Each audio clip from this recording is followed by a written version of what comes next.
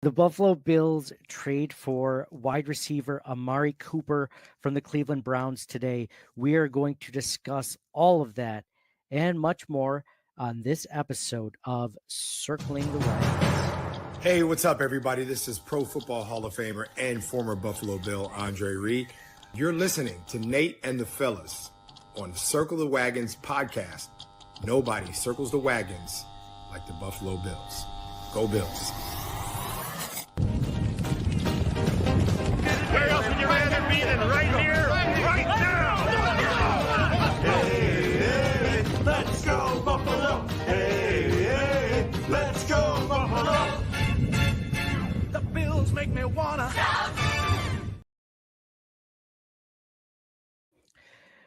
Bills Mafia, what is up? Welcome to another episode of Circling the Wagons, a Buffalo Bills fan podcast. I am your host tonight. Guys, thank you so much for joining us on this special edition episode of Circling the Wagons, where we're going to discuss the latest, greatest news for the Buffalo Bills. They have traded for wide receiver Amari Cooper and a 6th-round pick for the Browns, getting our 3rd-round pick in 2025 and a 7th-round pick in 2026. A lot of exciting stuff to discuss. I'm joined by my co-host, John, for this episode. John, just last night, the Bills beat the Jets 23-20 in New Jersey to go to 4-2. And today, within 16 hours of that win, we're already talking about the Buffalo Bills trading for the best receiver they currently have on the roster. How are you doing, man? I'm doing great. I am so amped up right now. Like just listening to the Andre Reed intro, the shout song. I'm doing so good. So it was a rough game, like from especially referee standpoint on both sides of the ball last night. But love the win. Stranglehold on the AFC East. I know it's early, but you know, and then you see like earlier in the day, Devontae Adams gets traded to the Jets, and it's like I guess too little, too late, and he's familiar with the receiver, whatever. And then later on, you see the Amari Cooper trade, and it's like, oh, an affordable receiver who's probably just as good. He's 2 years younger. This is good. Like, and like you said, he's probably the best receiver right now they have. Technically, yeah, right. He's immediate upgrade. I don't want to like crap on who they have right now. I do like Keon. Everybody loves Shakir. I don't think they've been using Curtis Samuel correctly, but that's another discussion. But this helps. They've obviously have had issues at receiver still, and even with drops, I think it's been better than the last couple of years. But you know, Gabe Davis, there was high hopes, but he had drops, and Diggs towards the end was having drops also. So, but no, I'm pumped. 4-2, right in the thick of things. Stranglehold on the division. They upgraded receiver. Like, it's amazing, right? If you were to look at the Bills' biggest needs on the team, minus kicker, we're not going to talk about kicker right now at this point, but you'd say maybe a little bit of pass rush or something on the defensive line, maybe a little bit, but biggest need by far was wide receiver. And I think that Brandon Beane went into this season thinking, okay, well, we got Curtis Samuel, we got Khalil Shakir, we have Mac Hollins, we have Marquez Valdes-Scantling, we have the rookie Keon Coleman, which we like a lot. I think we can get by with those weapons, and that doesn't even include Dalton Kincaid and Dawson Knox. I think we can get by with those weapons, and I think they did for the first 3 weeks until they started to play better teams. Enough of their offense got put on tape, and teams started figuring them out. And then all of a sudden, all of these flaws that the Bills had really kind of came to the surface, and they realized they really don't have. And the Chiefs got away with it last season because they had an elite defense. The Bills don't have an elite defense this year. I mean, for all intents and purposes, it's a pretty darn good defense considering all the injuries, but it is not an elite defense. I think this was by far their biggest trade, their biggest need on the team, and they trade for it. And we're going to talk about the trade value in a minute, but I think that it was one of those things where, Bills Mafia was clamoring for a move. We wanted Devontae Adams or Amari Cooper or Jacoby Myers or something like that. And this came around, and like you said, I'm thrilled about it. It just goes to show you all the folks that were saying, there goes, the Bills wasting another year of Josh Allen's prime. And this is proof that Brandon Beane won't do that. He had a lot of trade capital, and luckily he finally started to use it. And I like this. I like this trade a lot. John, what'd you think about the trade value for it? We see it on the screen right now. The Bills got Amari Cooper in a 6th-round pick next year, but they gave up a 3rd-round pick and a 7th-round pick, a 3rd-round pick next year, and a 7th-round pick in 2026, which to me is like almost nothing, But what were your thoughts on the actual trade value for giving it up? I know you like the player, but what do you like what the Bills gave up? I think it's good. You always want to squeeze as much as you can. The second I heard about the trade, I'm like, I hope it's like a 4th. But no, a 3rd is fine. I mean, Devontae Adams got a 3rd with the potential to be a 2nd rounder, and he's 2 years older. I'm not sure. I didn't look up with the Adams, like how many years he has left on his contract, like with the Jets. But I think for Cooper's case, it's just this year, right? I think his contract runs out after this year, right? No, I think they have him for one more season. Oh, do they? Okay. I'm gonna double check that right now, but I know that the Browns had eat a lot of that contract in 2025. Mm-hmm. And they That's offset a lot right. of that contract in the offseason to trade for him. Yeah, I think they had an option. Maybe an option to keep him longer. Maybe the Bills inherited that. I'm not sure. But I know that in the Raiders case, I think they were less Good willing question. to I'm looking that up eat right now, and it looks contracts. like the 2025. Okay. Yeah, I think it was voided right now, I believe. I'll get that information though. I had read somewhere that the Browns ate it, but I mean, what do you think? So without knowing that right now, I mean, a 3rd-round pick, the Bills still have a 1st, 2 seconds next year. I think that's one of the reasons why Brandon Beane thought that he could swing a trade like this for a 3rd-round pick. This way. Like, let's say it is a 1-year rental, 3rd-round pick. The Texans, like with the Diggs contract, they basically have a 1-year rental for a 2nd-round pick. So it's better, right? Yeah, definitely.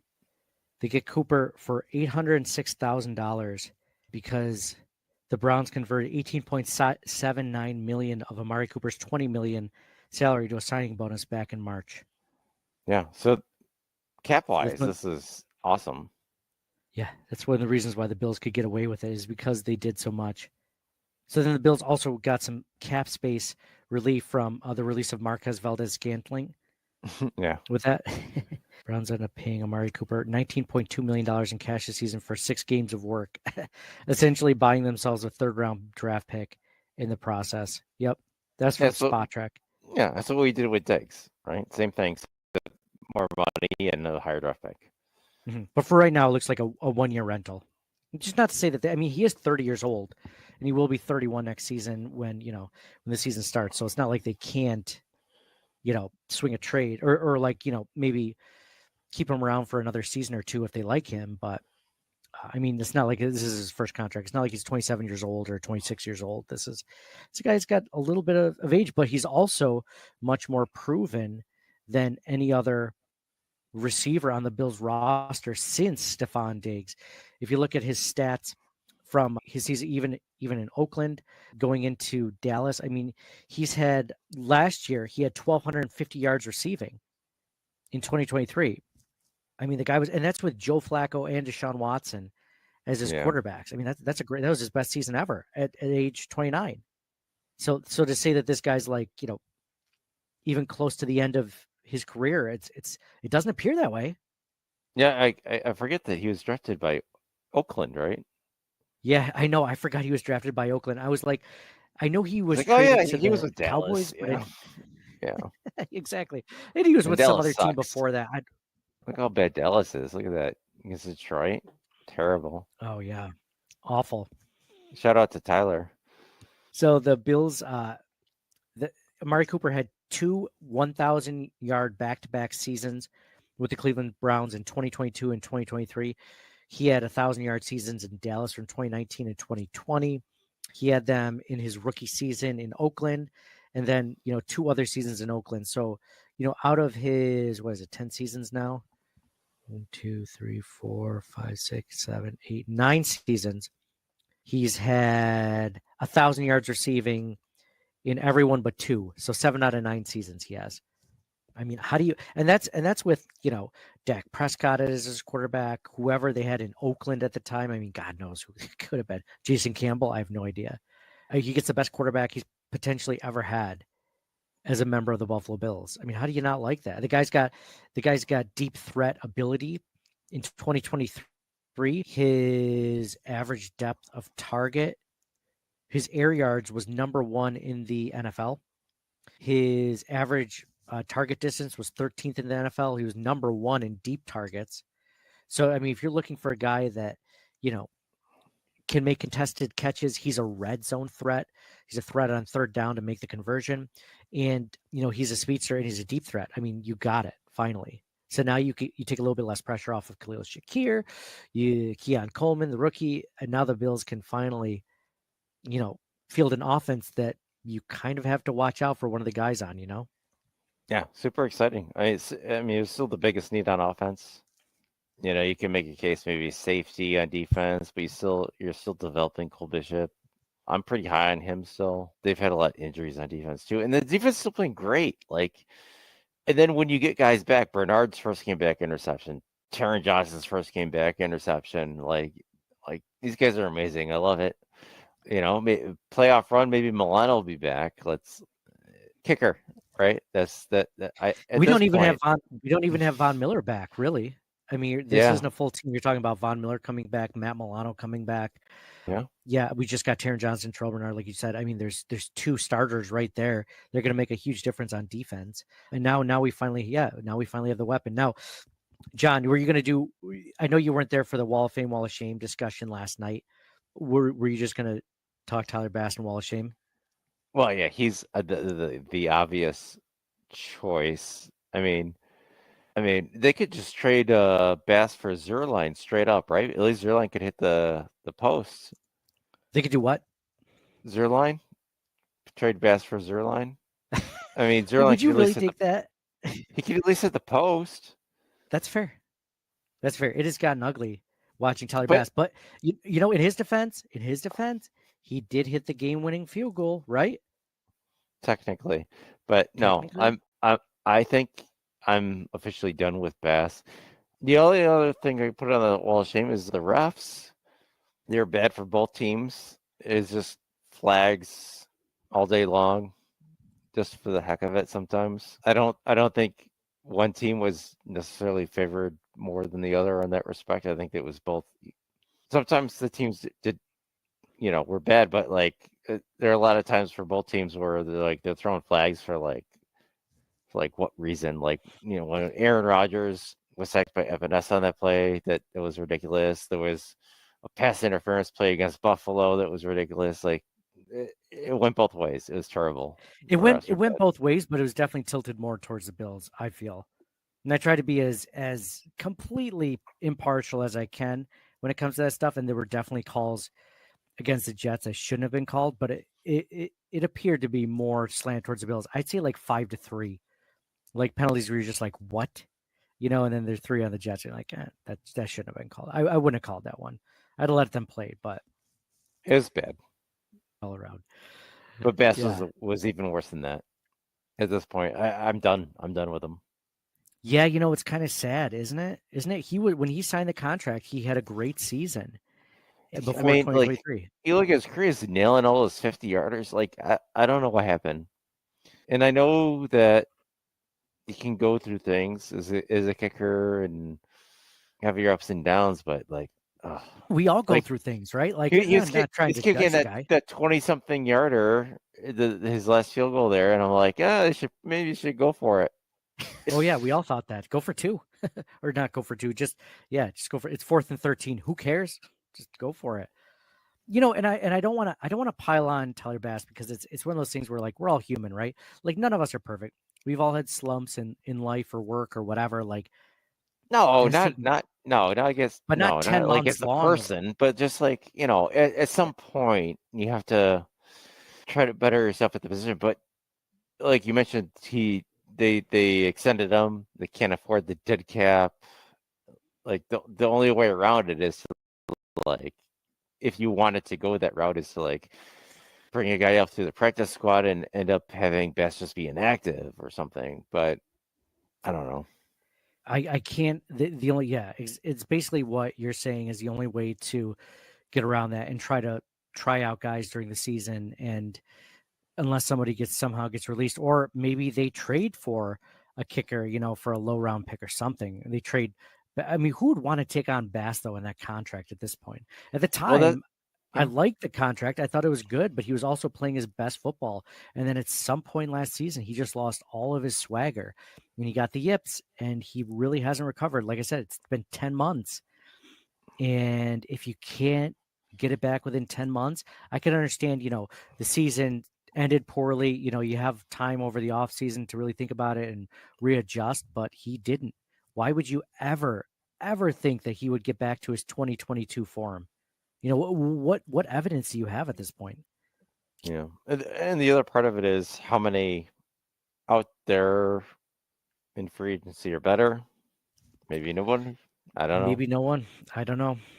That's a great question. But That's what the scouting staff's for, John. It's not for us to decide as podcast hosts. It's just, speculate on, it's for the scouts to decide, because there's not a lot of great kickers out there. There are some really good ones, but I'd say Tyler Bass is bottom third at this point, but there's worse kickers than him.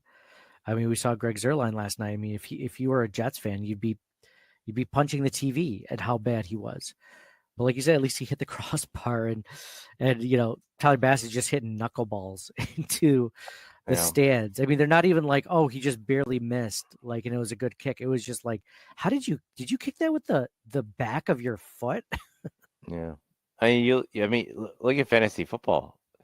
Like you typically, if you're playing kickers, you pick a team that scores a lot of points, and the Bills have scored a lot of points. They have the best point differential in the AFC right now. But Tyler Bass is out there on waivers because he hasn't been any good. Yeah, for good reason. Because he doesn't get points. He doesn't get the extra points, especially if you're in a league that has negative points for missed extra points. He is killing you right now. He's got at least 2 or 3 of those this season alone. Yeah, John, would you say, the Bills aren't a team that's completely unflawed? We mentioned Matt Milano and Von Miller, injury and suspension. The Bills now acquiring Amari Cooper. We have no idea how the chemistry is going to be between Amari and Josh. I don't suspect they'll be making an SI Kids magazine edition with him and Amari Cooper on the front page of the BFFs edition.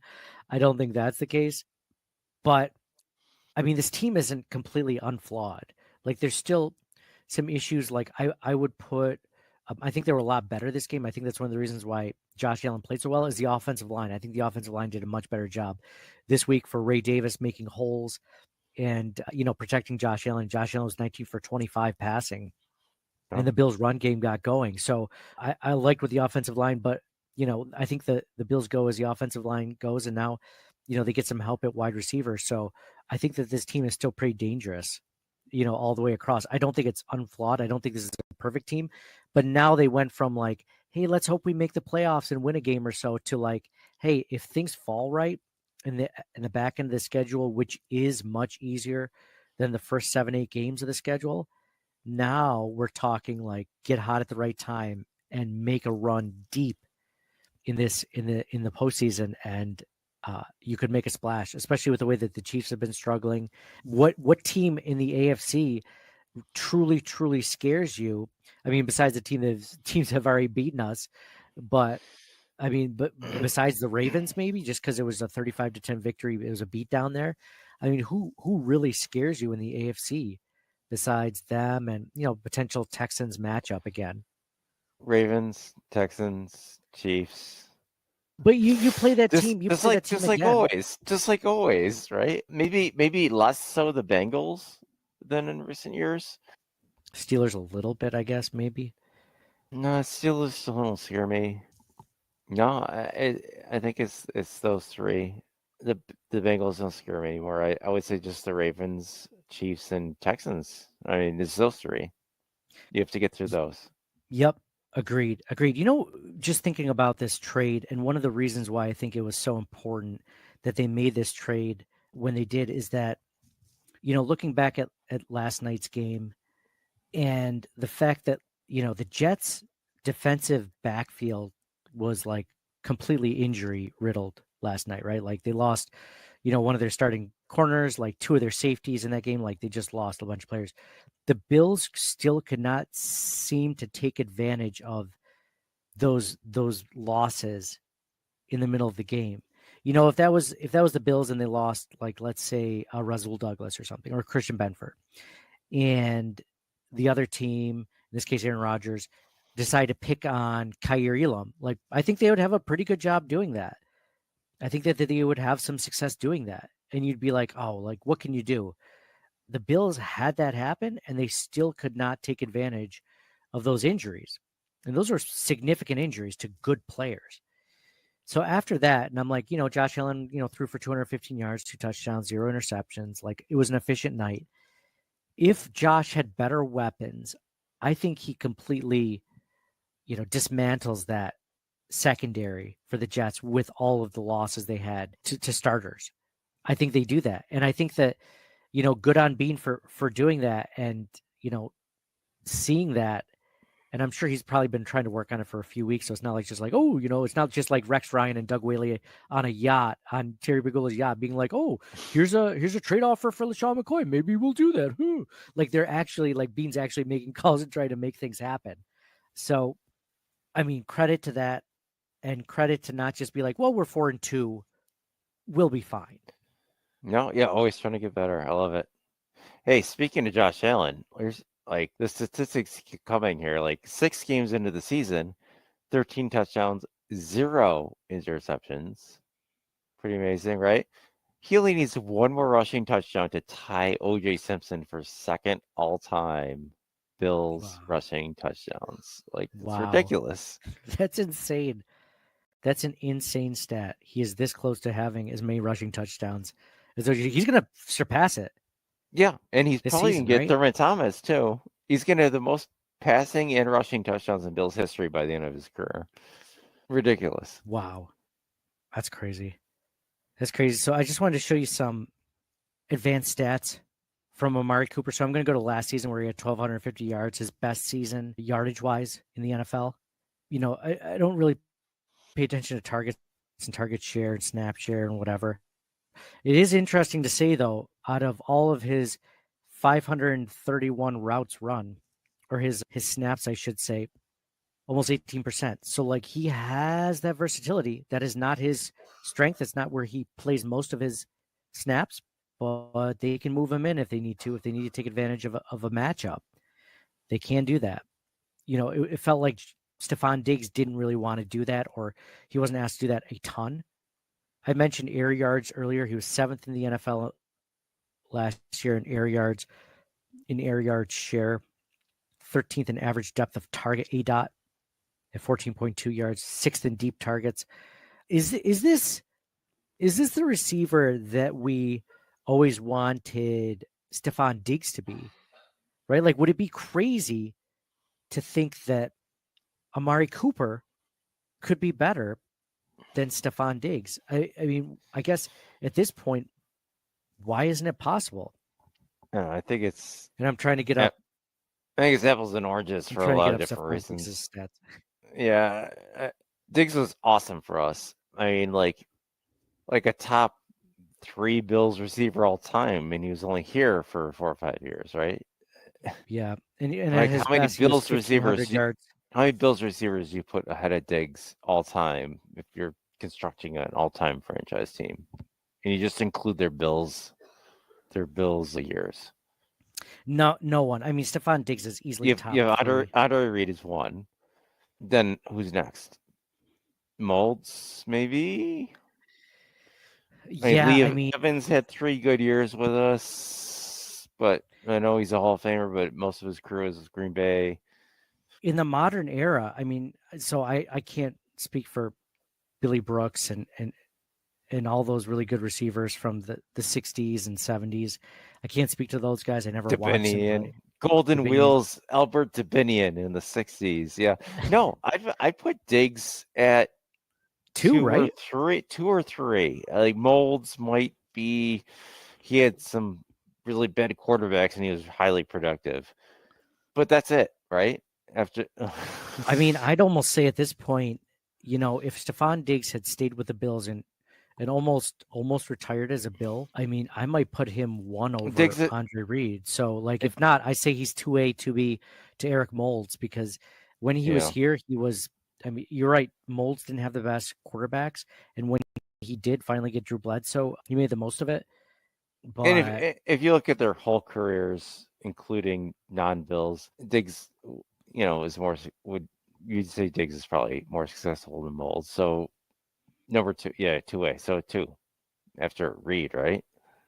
yeah. I'd say I was gonna say I'd put Diggs above Reed if he had spent like most of his career with Buffalo, if he was drafted by Buffalo and he spent most of his time here, because when he was good, I mean, he was the best receiver we've had since Molds, if not better than Molds. So yeah, that's tough. I mean, he's one of the best in Bill's history, and that's one of the reasons why that trade hurt so much at the time. Is you're not going to replace that right away. And I'm not saying that the Bills will with Amari Cooper, but he has had success with not so great quarterbacks in the NFL.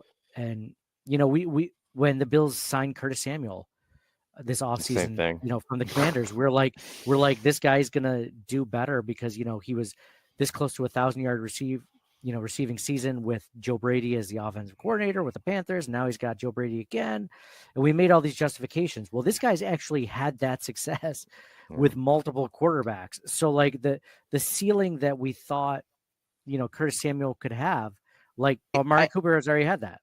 I still like Curtis Samuel a lot, and I think that he could be that. I just don't think the Bills are using him right. Me too. I'm with you. I still love Curtis Samuel. I think he can show more. They finally started to give him the ball this last week. They're finally listening to us, and I don't know why it's taken so long. I don't know why Mac Hollins is still taking so many more reps away from Curtis Samuel. But yeah, I agree. I'm still high on Curtis Samuel too. I'm still high on Keon Coleman. There's lots of potential. It just hasn't been tapped into yet. And I don't know if that's an injury standpoint, because I know Curtis Samuel had the turf toe before the season. And I know I was wondering about that. That might be a part of the reason to his slow start. Yeah. Well, he just popped up on the injury report this last week for that toe, and he hasn't since week 1. So you wonder, is it a re-aggravation, or were they just bypassing the injury report to not say that he was, he had an injury issue. So anyway, regardless of that, I think it's without a doubt, you now finally have a wide receiver 1 on the Buffalo Bills. Maybe, it's not to the Stephon Diggs level, but it's better than what you have by far. So you're trying to give your quarterback the best. I mean, the question is, like, how many games is it going to take for them to, kind of mold together and build some chemistry? Will it be within the first couple of weeks? Will it take till week 15 or 16? Will it not even happen this season? Well, they're both really good veterans. So I would expect that it wouldn't take long, but think about the wide receivers in Josh Allen's career, just by name. This might be the second best one after Diggs, right? I mean, who else is on that list? Are you talking like John Brown, Cole Beasley, Emmanuel Sanders, Kelvin Benjamin, Kelvin Benjamin, Kelvin the Popeyes biscuit Benjamin? That just recently showed up on my timeline of that report when Josh Allen was a rookie and they had Kelvin Benjamin. He asked Kelvin Benjamin if he wanted to throw around pregame, and Kelvin Benjamin said no. I saw that. Yeah. That's just funny. Just a reminder of, yeah. And then he ended up trying to be a tight end at the end of his career. Yeah, with the Giants. Yeah. And then he's just like Booker said, one Popeye's biscuit away from being a tight end. He actually went tight end. So, yeah, man, this was a lot of fun to talk about. Is there anything else that you want to discuss, trade wise or value wise? I mean, this was such a cool. This doesn't happen that often where the Bills make a midseason trades. But last season, you're talking about the Rasul Douglas trade, which I still think was an amazing trade. I would do it again in a heartbeat. I Yeah. think Rasul Douglas is a great boundary corner for the team, and he picked up right where Tre'Davious left off. And to be honest, if Tre'Davious White was still here, I still think Douglas would be better than him, based on how we've seen Tre'Davious White play so far this season with the Rams. So love that move. Yeah, I think, and we're not even talking about next season. They might re-sign him, or they might extend him, or draft someone high with a first round pick, or trade up to draft another wide receiver and give Josh Allen more weapons. But they might end up liking him and extend him for a season or two. We'll see. But I mean, I love this trade. I don't know how you cannot get absolutely jacked up about the Bills getting a piece, being 4-2. Like, I could understand, John, I was thinking about this earlier. If the Bills went 3-3, I'd be like, okay, now they're in panic mode. Now they have to draft, or they have to trade for someone. Like, look at the Jets. They're 2-4, right? They trade for Devontae Adams. Does that really matter at this point? Is Aaron Rodgers pretty much the GM of that team? But at the same time, it's like the Bills are 4-2 and they're adding to their roster. So like maybe it went from like a 10-7 season to like 11-5, 12, or 11-6, 12-5 season because of the moves that they've made and the players that they're going to get back in a couple of months. Yeah, it's week 6, 7, but they got stranglehold in the AFC East. 2.5 games on the Jets. They beat the Jets and the Dolphins. They're ahead of both teams. It was interesting when they traded for Adams. It's like, too little, too late. Whatever. They got other issues, and then the Bills got Cooper on the same day, and it's like, oh, okay, this is nice. The Bills aren't just like you said, they're not like resting on their laurels and like, oh no, 4-2 is good enough. No, they're trying to be better every step of the way. It's awesome. Yeah, I mean, this is a good stretch where you give Amari Cooper the chance to acclimate to the offense, because the Bills are playing the Titans in Buffalo next Sunday. I mean, they're playing the Seahawks in Seattle, which isn't an easy game, but it's not nearly as tough of a game as it used to be in Seattle in a couple of weeks. And then after that, they're playing in Buffalo against the Dolphins. They're playing against the Colts and Indy. I mean, what of those games really truly scares you? Like they're all winnable games. And then they play the Chiefs in Buffalo the week after that. But before that, I mean, I want to say like just to give you an idea of the schedule that's left, John, I mentioned Titans, Seahawks, Dolphins, Colts, Chiefs, 49ers, Rams, Lions, Patriots, Jets, Patriots, Bears, Steelers. Oh, I'm sorry. No, I'm sorry. I went into the preseason there. I'm sorry. Ends with the Patriots. So you're talking about the only games that scare me, that like really, or not scare me, but I'm like, ooh, that's gonna be a tough one, is the Chiefs before the bye, and then the 49ers in Buffalo. But it's in Buffalo. Oh, I'm sorry, in the Lions. Those are the three games that I'm just like, When is the bye week? The bye week is November 25th. No, 24th. Sorry. That's the week 12. So between which of those games? Oh, it's between the Chiefs and the 49ers. So it's a good time to have a bye before the 49ers. That's pretty good time to have a bye. Yeah, so you have a bunch of cool, easy. I don't want to say easy because no NFL team is easy, but relatively easier games. And then you play the Chiefs. Hopefully they're not looking ahead of that game, but it is at home. The bye week before they go to San Francisco. Is that the case? No, it's in Buffalo. Both games, that's the Chiefs and the 49ers game, are both in Buffalo. All right. Yeah. That's another thing with God. No, it looks promising. Is that a couple weeks after the 49ers game, they do play the Lions in Detroit. That will be a tough game, I'm sure. So, but what's good is with that game that the Bills won last night, people can complain it was only 23-20.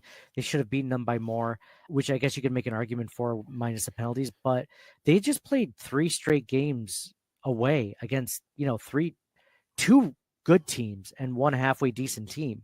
Like, that is no easy feat. So for them to come out with a win yesterday when it felt like it was going to be a loss, like, I mean, this is a high that I'm feeling right now for the team. This is like them trending in the best direction. Whereas, after the Texans game, they're pretty much trending in the worst direction for me as a fan. But now they're absolutely trending upward with this trade, the win 4-2, and now they're going into an easier part of the schedule where of the 10 games left, I'm only and I just got let off. Sorry about that. Like unreal. I was just like all of a sudden it's like Skype is starting on my computer and all of a sudden I'm losing everything. So just goes to say, that's a sign we just got to end this episode. John, thanks so much for looking at the trade with me. Any final thoughts? No, it's funny. I was like, texting Nate now. I don't know if it was me or him that messed up, but something happened. No, I feel good. It is curious, like if we had lost by a point instead of losing by 3, or I mean winning by 3. Obviously the emotions and how you feel about the team probably would have been like that 4-point swing would have been huge. We'd be like tied with the Jets and not winning the division, right? Yeah, Right? exactly. Yeah, they'd have been tied with the Jets. Yeah, I don't know what the Jets' divisional record is, but the head-to-head. So like it would have been. I think we'd be devastated right now to lose 3 in a row. So winning, no matter how we did, it's fine. It's great, and the defense looked great. Allen looked on point. The ref sucked. Bass sucked, but all in all, it was great. So I'm just looking forward to the next week. And a 1:00 game, so I don't have to stay up so late. yeah, we got through our away stretch of games, and we also got through the 1:00 or the primetime games, which I got to be honest, like it's nice. It stinks staying up so late, and obviously we record after, so it is what it is. I'm not going to complain about that. But one thing I'll say, like on a positive, is I feel like I get so much more work done on the weekends, like at home, because there's absolutely. I mean, like I really don't. Besides checking my phone, I don't even watch football for the most part, just because I'm doing other stuff, or we're like actually spending time as a family, which I'm like, this is weird to do on a Sunday. What's this? Actually talk to my children? Why would I do that? Cool, man. Well, thanks for talking the trade with me. Thanks for giving your thoughts on last night's game. Again, we're in a super great mood. I'm sure all of Bill's Mafia was. If you're feeling as good as me, hit us up on social media, Twitter, Instagram, whatever Threads, whatever you use, TikTok, YouTube, whatever. Check us out there. We're at CTW Pod, like Circling the Wagons podcast. And yeah, thank you guys all for listening. Appreciate you guys being a part of the discussion last night, and let us know your thoughts. So for me, or for John, I'll sign you off first. For John, nobody circles the wagons like the Buffalo Bills. You got it, buddy. And for me, Nate, the Bills not sitting on their laurels, like John said, Beane always trying to make moves and make this team better, always with the growth mindset. And we're seeing it. This might be the turning table of, like, how the Rams won a Super Bowl a few years ago when they traded everything, all their draft picks before the deadline. Maybe this is the Bills, Von Miller, sort of trade move to make the team better and make that deep run. Let's hope. Keep your fingers crossed. For me, Nate, go Bills, and we'll talk to you guys next week.